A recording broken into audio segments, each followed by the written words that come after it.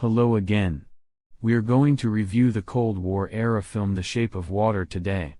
The Autumn Aerospace Research Center was a top-secret federal facility in Baltimore, Maryland, in 1962. There, a janitor named Lisa Esposito is silent. She resides in a cramped flat directly above the theater. Every day is the same as the one before in Eliza's humdrum life. Elisa has had scars on her neck since she was a young child, and she's always been curious about their origin. One of her less close pals is Giles, a middle-aged artist who lives next door. Her neighbors generally treat her warmly, because she is a gracious and amiable lady. She rides the bus to work, and when she arrives, her favorite employee, Zelda Fuller, welcomes her. Every time one of her coworkers tries to harm or threaten Elisa, she always defends her companion. They are both in charge of maintaining the cleanliness of the workplaces and other spaces. They have to visit all of the executive offices and meeting spaces. The project manager, Richard Strickland, and a container of liquid are brought in, one of the managers reveals during one of the work shifts, together with a new and extremely expensive object that was discovered in South America. Something from within the container strikes it as Elisa approaches it, grabbing everyone's attention. The janitor and his friends flee the room in fear and begin their work. Elisa and Zelda run into the abrasive Colonel Strickland while cleaning the men's room. The cleaners eventually hear a scream coming from the container room. Strickland exits the room with only one finger on his left hand, causing the gods to intervene on his behalf. The cleaners are told to get the blood out of this room as soon as possible. Two of Colonel Strickland's missing fingers appear in the corner as Lisa spills the water bucket onto the floor. Lisa packs them into a bag with care and delivers them to the hospital. When she reaches the container, she sees an amphibian that has captured her attention. The next day, Eliza returns to the space. She gingerly taps the container, but it appears to have migrated to a little pool that is close. She offers him an egg in an effort to catch his attention. Elisa frequently slips in and feeds him boiled eggs in the days that follow. She even teaches him sign language and uses a gramophone to play music for him. She is considerably happier at this point because she has met the amphibian man. A scientist named Dmitry Mozenkov, also known as Dr. Robert Hofstetler, observes Elisa developing a deep relationship with an amphibian man. The creature is clever and can communicate, he tells his Soviet curators. Superiors on the half-step list tell him to destroy the beast regardless of this so the Americans can't progress their scientific investigation. She witnesses the amphibian man being cruelly tortured by Strickland while he is confined to a small platform during one of Lisa's visits with him. Strickland, General Hoyt's boss, wants to remove the topic for additional space technology research. Strickland succeeds in persuading Hoyt to carry out the visection, a life-saving procedure on a living being. When Elisa overhears their chat, she is furious. Then she asks Giles to assist in releasing the animal. She is very certain that the amphibian man will perish if she does nothing. Giles eventually gives in to Elisa's persistent demands. Hofstetler meets with his superiors once more a short while later. To kill the amphibian man, they give him syringes filled with a deadly liquid, and Hofstetler is compelled to follow their instructions. Elisa and Giles come up with a strategy to get away from the amphibian man in the interim. He creates a fake identification for himself and rides on the van using his artistic talents. At the lab, Elisa comes to the attention of Strickland. He makes a lady clean his office after purposely spilling his water glass.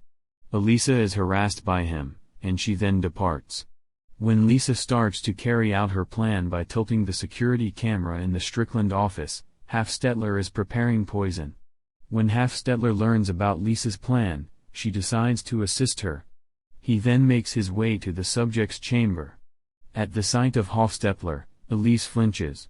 He also hands her the keys she needs to free the amphibian man from his chain. Zelda, who oversees the job, suspects Elisa is up to something and decides to track her down. The amphibian guy is silently pushed into a laundry cart by Elisa, who then pulls the cart down the hallway. Giles tries to drive inside the structure when he approaches the designated location, but he is unsuccessful. In the meantime, Zelda learns about Elisa's scheme. Hofstetler uses an explosive device to disconnect the electricity and injects the god who stopped Giles at the door with a poison syringe. The amphibious man is successfully loaded into the van, and they depart. Strickland and the gods both attempt to leave at the same moment but are unsuccessful. He becomes angry and helpless as a result. The amphibian man and Elisa Giles arrive safely at her flat. To keep the incredible creature healthy, Hofstetler brought along a tub of water and chemicals, which they submerge him in. After a few days of rain, Lisa intends to release him into a nearby canal, which will fill up with water and make it simple to reach the ocean. Strickland and his team at the lab have already pinpointed the exact mechanism by which the burglars are able to flee and grab their target. The following evening, Lisa and Zelda show up at work. Strickland questions them, but doesn't believe they did it. He doubts the ability of two ladies, one of whom is mute, to carry out a high-security theft at a government laboratory. Giles passes out while keeping an eye on the amphibian man at this point. The latter exits the bathtub and eventually eats one of the apartment's cats. He then dashes out of the flat, slashing the waking artist's arm after spotting Giles. Later, an anxious Lisa finds him in the theater down below and brings him back to the apartment. The amphibian guy touches Giles' head and his wound after returning. Elisa struggles to fall asleep one night. She walks over to see if the amphibian man is still there. She climbs into the tub after removing her garments uncomfortably. A connection with someone, for the first time in her life, comes to Elisa. She is happy to have discovered a new sense of existence and that the love she so dearly craved is now in her life. While this is happening, Russian bosses visit Hofstetler at his residence. He tucks a knife up his sleeve because he senses danger, but nothing happens and they move on. One morning, Giles awakens to discover that his previously bald head is now covered in hair. Additionally, he worries that the wound on his arm won't recur. Elisa and the amphibian man start to get really close at this point. Even the restroom is flooded so they can swim together. Giles is forced to open the restroom door when the theater owner complains about the water leak that results across the building. General Hoyt informs Strickland that he has 36 hours to return their property to base or his career and life would be finished when he gets back at the lab. One morning when Lisa gets home, she notices that the amphibian man is deteriorating by the day. It's time to let him go, she decides. She, however, is not prepared for their breakup. They could even coexist in that universe, according to Lisa. The air is filled with song in this made-up universe. She can sing, and her soulmate joins her on the dance floor. Hofstetler is being shot by one of his superiors in the meantime, but Strickland is waiting for the ideal time to use his gun to murder both of them. When Strickland tortures a barely conscious scientist to learn more about the beast, he learns that the cleaners were the ones who were able to fool him and release the amphibian man. He visits Zelda's home to question both she and her husband.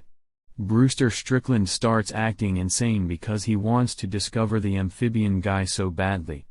Zelda's husband admits, out of terror, that the thing is with Elisa. Zelda scolds her husband before warning Elisa over the phone. Anxious Strickland departs with the intention of searching the cleaner's apartment. By the time he gets there, Caesar calendar, which shows the location where the amphibian man was supposed to be let free, prompts Strickland to rush to the canal, knock Giles to the ground, and shoot the amphibian guy and Elisa. The couple holds hands as they embrace their fate. Giles is able to stand up at this point and knock Strickland to the ground. The amphibian guy suddenly gets to his feet and tends to his gunshot wounds. In shock, Strickland refers to the amphibian man as a god. However, the creature uses his claws to cut Strickland's throat. The amphibian man dives into the water holding Elisa when the police show up. While giving them care, Zelda and Giles bid them farewell in silence. The amphibian man feels Lisa's wounds on her neck while giving her a kiss.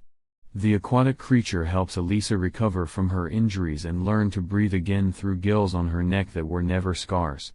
They continue to be deeply in love and overjoyed that they are able to be together.